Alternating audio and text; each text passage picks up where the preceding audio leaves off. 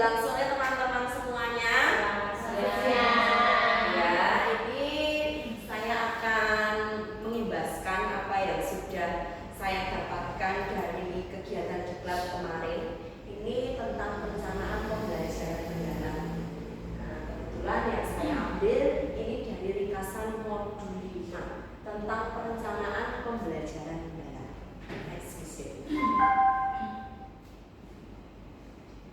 Nah, di sini tadi sempat sudah di-spill ya sama Miss Desi, definisi perencanaan pembelajaran mendalam sendiri itu seperti apa gitu kan. Di sini perencanaan pembelajaran mendalam ini adalah sebuah proses yang mengutamakan keterlibatan aktif siswa. Dalam pendekatan ini, siswa memiliki tanggung jawab terhadap pembelajaran mereka sendiri, melakukan asesmen diri dan mengembangkan keterampilan metakognitifnya. Di sini peran guru adalah sebagai fasilitator, di mana memberikan dukungan dan panduan untuk membantu siswa mencapai tujuan pembelajaran yang telah ditetapkan. Nah, sekarang di sini sendiri pembelajaran mendalam ini bukan kurikulum. Ini sekali lagi saya jelaskan bahwa pembelajaran mendalam deep learning sendiri ini adalah bukan kurikulum, melainkan adalah sebuah pendekatan. Untuk kurikulum sendiri di Indonesia kita masih menggunakan kurikulum merdeka, di mana pendekatannya kita yang menggunakan pendekatan mendalam. Nah, di sini peran guru dan siswa dalam perencanaan pembelajaran mendalam, di sini guru berfungsi sebagai fasilitator, sebagai pemandu dan motivator anak. Sedangkan siswa di sini bertindak sebagai agen yang aktif dalam proses belajar. Keterlibatan mereka dalam menentukan arah dan konten pembelajaran sangat penting untuk menciptakan pengalaman yang bermakna dan relevan. Dengan pendekatan ini, diharapkan siswa dapat lebih memahami materi dan mengaitkannya dengan kehidupan sehari-hari. Tujuan dari pembelajaran mendalam ini sendiri adalah siswa itu diajak untuk masuk ke dalam pembelajaran itu, ikut merasakan bahwa belajar ini memang kalian ini mendapatkan pengalaman dari pembelajaran yang kalian terima di hari tersebut.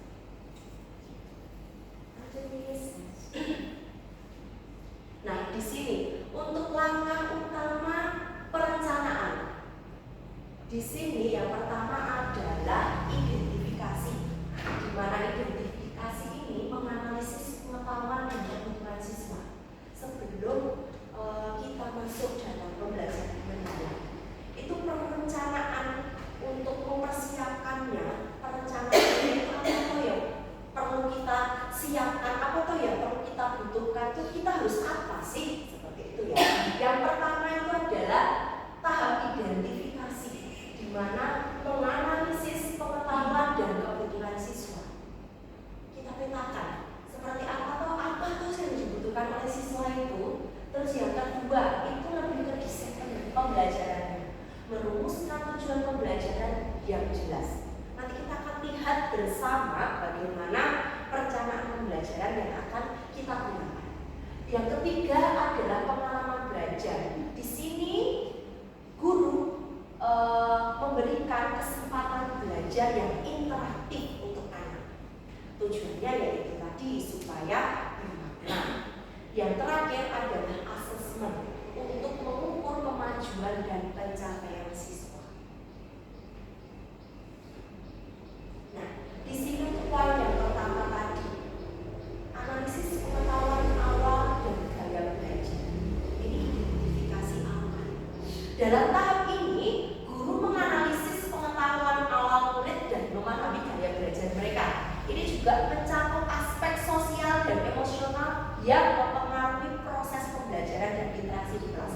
Dan ini saya sudah yakini dan saya sudah percaya bahwa teman-teman semuanya sudah melakukan identifikasi awal sebelum melakukan kegiatan yang ada setiap harinya. Dan saya yakin teman-teman semuanya juga sudah memetakan, oh ternyata anak si A ini dia lebih pada motorika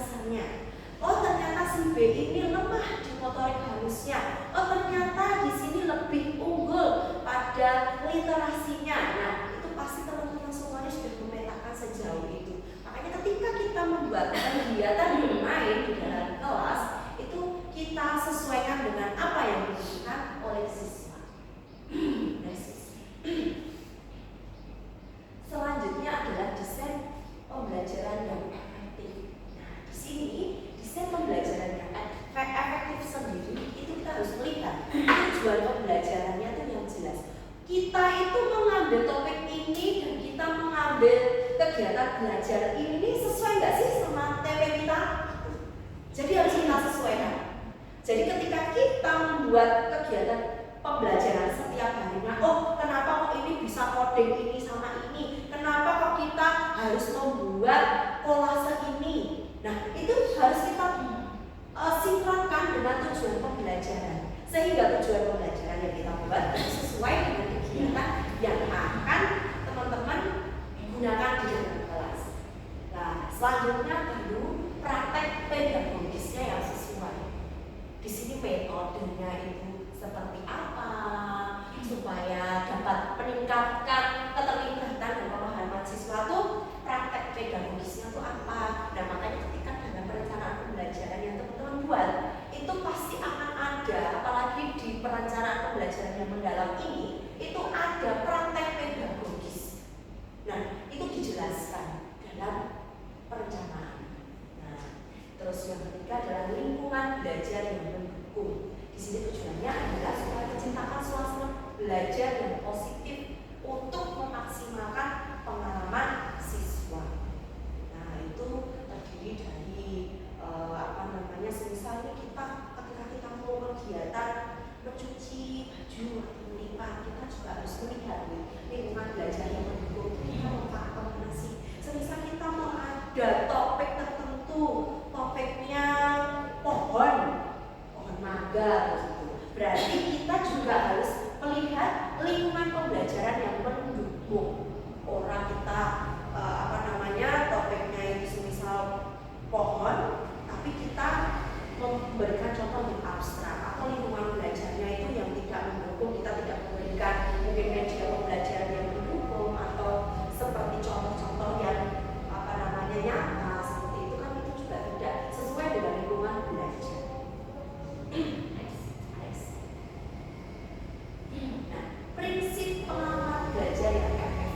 Prinsipnya, teman-teman, ini harus kita memang dalam pembelajaran dalam ini, tiga ini yang harus kita dengungkan.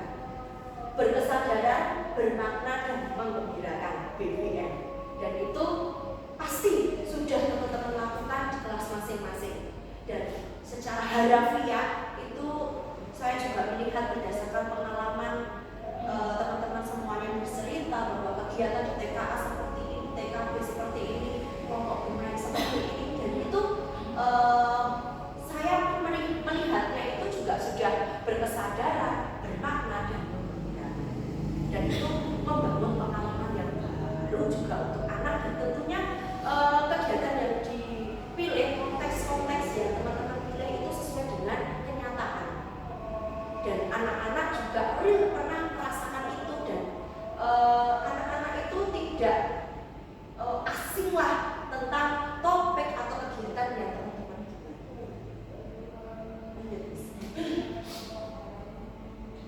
Nah, tahapan pengalaman belajar di sini.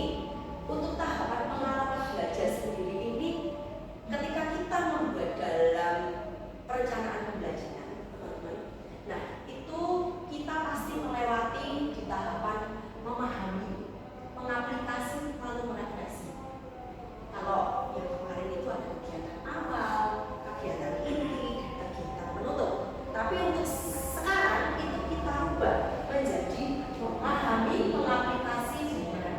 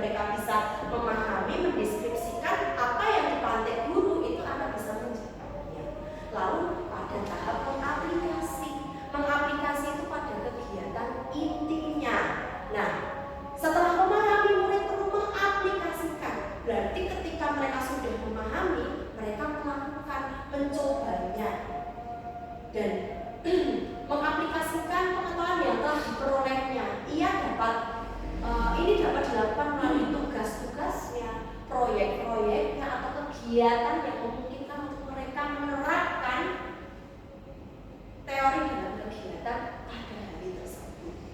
Jadi mengaplikasi. Lalu yang terakhir adalah merefleksi.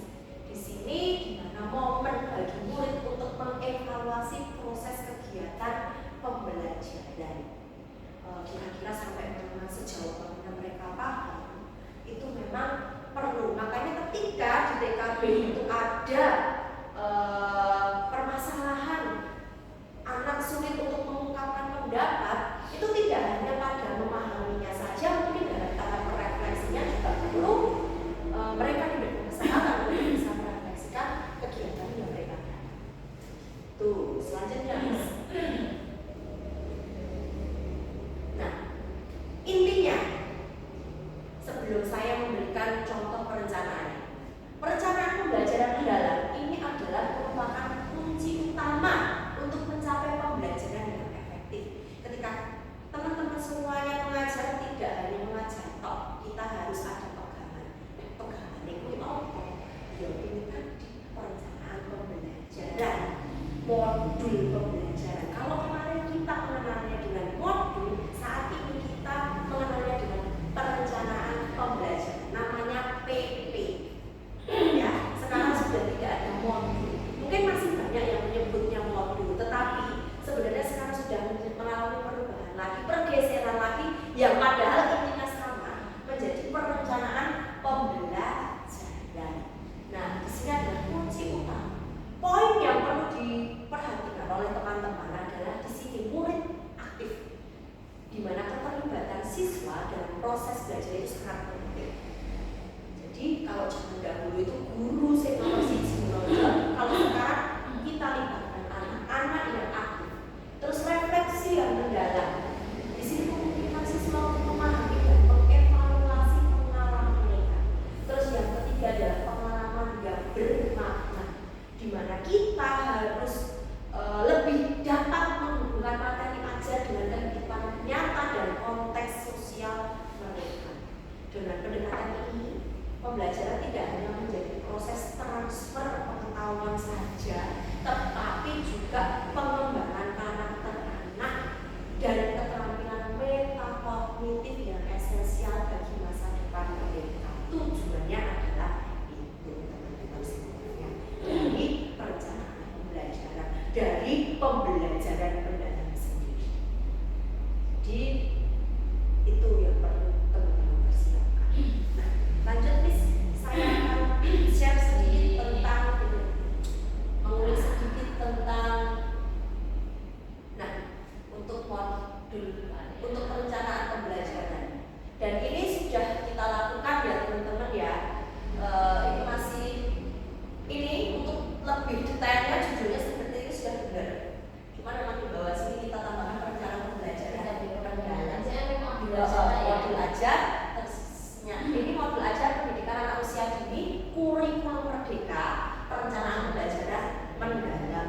Nah, ini tahu aja ini. Terus di sini untuk identifikasi peserta didik. Ini sudah saya ambil dari titik poin yang yayasan kemarin berikan yang di sisi. Sudah saya skip yang memang perlu dan tidak seperti itu. Peserta didik langsung aja Miss, kita scroll. Terus materi pelajaran DPL, teman-teman untuk DPL sendiri ini maksimal 4 ya, maksimal 4. Terus di sini ada tujuan pembelajaran. Jangan lupa untuk tujuan pembelajaran sendiri harus disesuaikan dengan dan semisal di sini DPR-nya 3, ya berarti silakan buat tujuan pembelajaran minimal 3 seperti itu.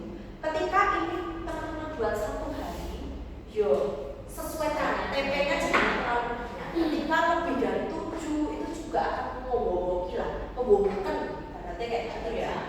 Jadi kita harus melihat kapasitas. Tetapi semisal dalam TP ini kita gunakan dalam 1 minggu ya semua tetapi memang harus kita sisiri dalam 1 hari ini kita apakah yang mau kita ambil dan tujuan pembelajaran ini harus kita sesuaikan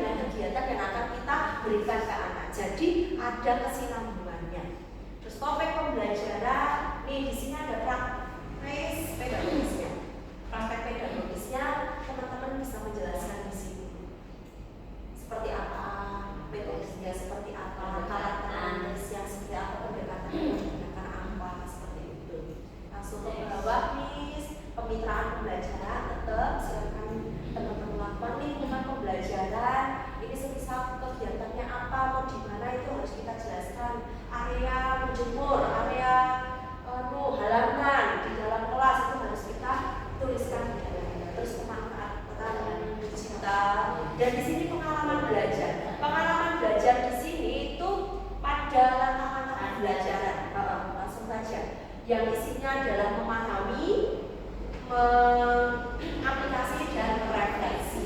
Ini adalah kegiatan awal, inti dan akhir. Terus ke bawah lebih ke asesmen secara dijelaskan. Itu mungkin di sini ada pertanyaan teman-teman. Terima kasih. Tidak. Oke. Miss, aku bertanya. Sebelum belajar itu, misalnya asesmen itu bisa nggak sesuai dengan apa maksudnya? Misalnya anak bisa itu tujuan kita dalam belajar ya, misalnya Segwimis. order.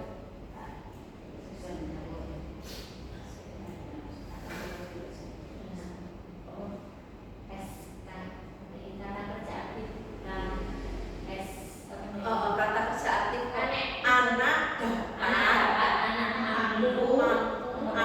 mampu memahami, itu tujuan pembelajaran. Tergantung DPR jangan. Semisal di sini saya kan cuma ambil DPR 3 nih, makanya saya itu DPR-nya juga 3. Ketika DPR-nya 3 itu yang saya ambil semisal ketakwaan terhadap Tuhan Yang Maha Esa. Berarti di sini tentang ketakwaan terhadap Tuhan Yang Maha Esa. Anak mampu menggunakan rasa syukur kepada Tuhan atas kehadiran mama sebagai bagian dari keluarga. Jadi memang harus kita sesuaikan dengan DPR yang ada.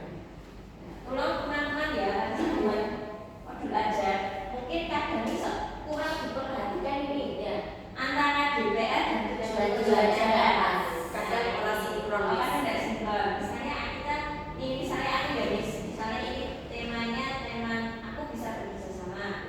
DPR-nya ini salah satunya kewargaan ya. Jadi saya buat tujuan pembelajarannya anak dapat bermain bersama dengan temannya. Boleh. Anak dapat bekerja sama dengan temannya. Cuma keluarga ya. Anak dapat, anak mampu bisa itu masuk di TPD. Oke, ada pertanyaan lain teman-teman? Tapi kamu ada pemanfaatan digital barang ya? Ada Miss pemanfaatan digital juga. Ini sudah banyak tak pangkas yang dari Miss Arum itu sudah tak Miss yang perlu ya tak contohnya sehingga ya. Ini hasil dari kami kemarin itu nanti mungkin bisa di-share lagi Miss. Oh ya. Hasil dari kita kalau saya kan agak bingung misalnya ya modul pembelajaran itu kan saya buat satu modul misalnya buat 1 minggu berarti kan untuk 5 hari entah 5 hari. Nah, terus ini dibuatnya kayak dibuat seperti kalau misalnya hari pertama perdana, hari kedua perdana itu boleh atau Enggak masalah. Memang harusnya perencanaan pembelajaran ini 1 minggu Miss. Efektifnya itu 1 minggu. Nanti hari ke-1 jenengan ini terus dalam 1 minggu sendiri ini DPL-nya nanti jenengan aja semisal enggak Miss itu terlalu sedikit kalau 1 hari berarti misalnya jenengan gini aja. Semisal dalam 1 minggu tetap jenengan ini di poin semisal 3 atau 4 enggak apa-apa. Terus tujuan pembelajaran sekalian aja enggak apa-apa. Terus nanti ketika ini udah jenengan plotnya semisal pasti nanti semisal mungkin kita supervisi apa kan ditanya begitu nanti kita bisa menjelaskan runtutannya itu dijelaskan misalnya hari pertama itu kan biasanya kita pemantik ya. Hari pertama itu kan nggak mungkin langsung aplikasi. Jadi di hari pertama itu tujuannya nggak mungkin ya anak langsung mampu mengerjakan sesuatu. Jadi kan masih yang pemantik dulu. Anak mampu menyampaikan pekerjaan lama itu sebagai pemantik. makanya kemarin malah disarankan di tujuan pembelajaran ini malah saya terbuka aja gitu loh. Jadi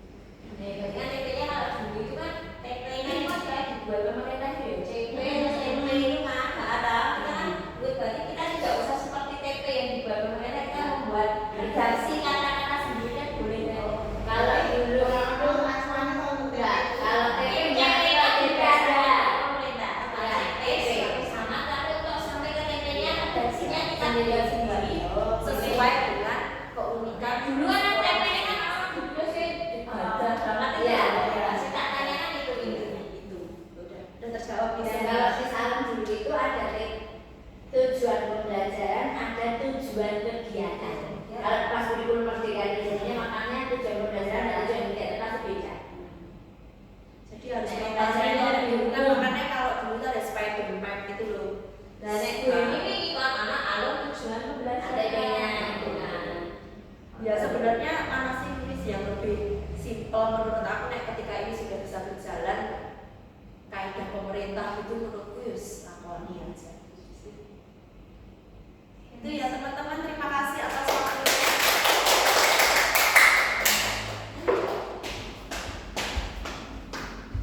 Jadi enek Matematika